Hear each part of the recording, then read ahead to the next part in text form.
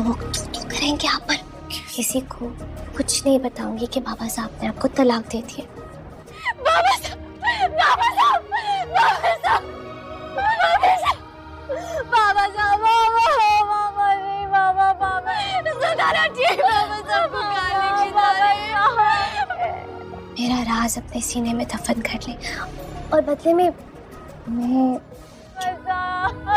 मुझे बाबा साहब के पास जाए, मुझे बाबा साहब के पास जाए। ऐसी मुनाफिक लड़की मैंने अपनी पूरी जिंदगी में नहीं देखी। अब देखिए ना, इस बुढ़ापे में तलाक याफ्ता का मतलब तो समझती है ना। कभी शर्म नहीं आई उसके घर में रहते हुए? एक्चुअली मामा की तबीयत ठीक नहीं ना, तो मैंने इसलिए बुला लिया शावेज को। तुम यहाँ क्या कर रहे हो? पप्पू, मैंने इन्हें बुलाया है, तुम जा सकते। गिल साहब का जनाजा उठते ही घर में कोहराम मच जाएगा। मरियम और उनकी बेगम बहुत ज़्यादा रो रहे होंगे और यहाँ पर सिर्फ एक चालबाज लड़की अनाबिया है जो सिर्फ और सिर्फ दुख और दर्द का बहाना कर रही है कि उसे अपने बाप के मरने से कितना ज़्यादा दुख हुआ और वो किस तकलीफ़ में गुजर रही है। हालांकि उसकी माँ अच्छे से जान चुकी है कि अनाबिया की वजह से ही उसके शौहर की जान गई है।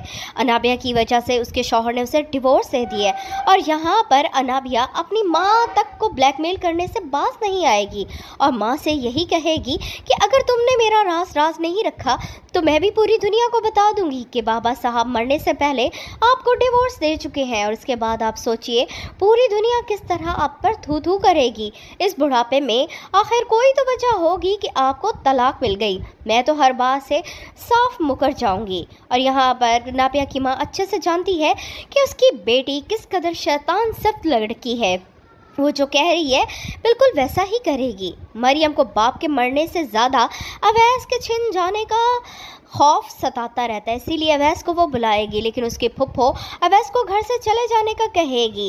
यहाँ पर अनाबिया बहाना बनाएगी कि अवैस को उसने इसलिए बुलाया है कि उसकी माँ की तबीयत ख़राब है, मगर उसकी भाभी बोल देगी कि समरीन को कुछ भी हुआ तो मैं हूँ और यहाँ पर मेरा बेटा भी है, इसलिए वो शावेज़ को चले जाने का हुक्म देगी।